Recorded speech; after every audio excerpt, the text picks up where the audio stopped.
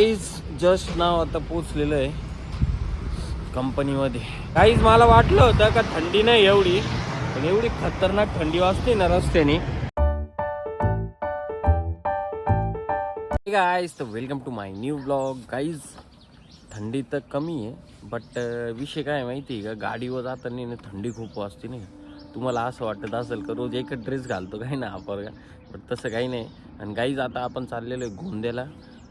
विषय असा आहे का, आपल्याला VSL म्हणून एक कंपनी केमिकल प्लांट आहे, तिथं आपल्याला आज मेंटेनन्स करायचं आहे. आणि आपण चाललेले कच्च्या रस्त्याने. आपण इकडे एक सोसायटी वरती दिसली का, आणि हा शेजारी नाला आहे हे बघा.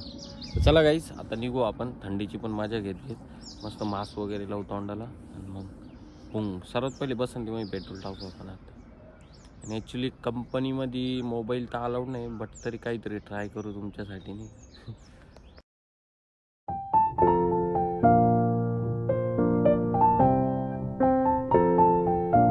काहीच मला वाटलं होतं का थंडी नाही एवढी, पण एवढी खतरनाक थंडी वाजते ना रस्त्याने. आता कुठं आहे माहिती का, आपण मुंबई हायवेला आहे. आता इथून आपल्याला सरळ जायचं आहे, म्हणजे मग आपण डायरेक्ट जाऊ गोंद्याला.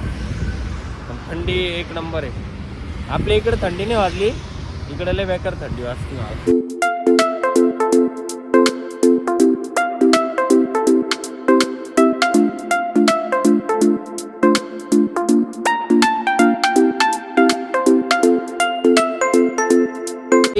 जस्ट नाव आता पोचलेलं आहे कंपनीमध्ये, म्हणजे कंपनीच्या बाहेरच आहे. हे बघा, ही कंपनी आहे.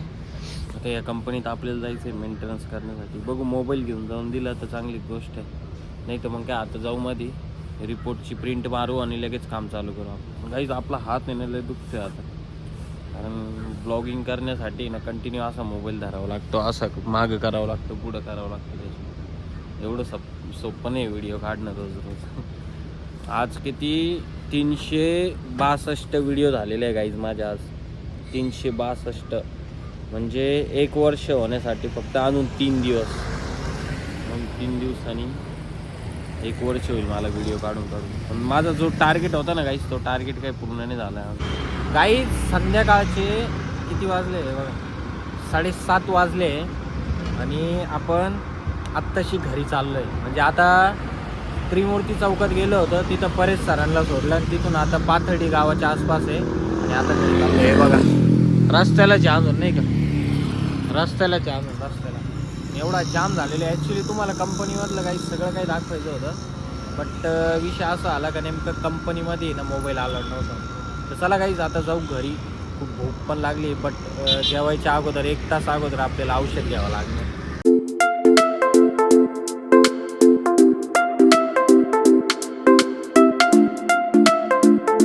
सो गाईस तर फायनली आपण आलेले आता घरी. आणि घरी येऊन आता सर्वात पहिले काचेचा ग्लास म्हणजे दुसरं काही नाही का समजू, औषध प्यायचं आहे आपल्याला. आता सर्वात पहिले औषध पिऊ, त्यानंतर 1 तास तर काही जेवण नाही करायचं. 8 वाजले करेक्ट, मग 9 वाजता जेवण. बट त्याच्या अगोदर मस्त आता आंघोळ वगैरे करून घेऊ. आणि हक्की आपली फुल त्रास देते आल्यावर. काय आलं, आळस देते. रट्टे देऊ का ते, रट्टे देऊ का रट्टे? हां ए भिकारी सगळीकडे. चला गाईस आता औषध घेऊन टाकतो पहिले. बापरे, औषधाचं नाव काय, अमृतजल.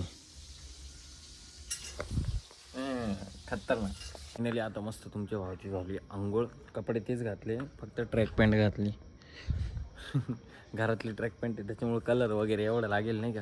आता जाऊ जेवण वगैरे करू. बघू जेवायला काय आज. आत्ताशी मस्त फ्रेश वाटतंय, दाढी विडी गेली जरा, म्हणजे शेप दिला घरच्या घरी.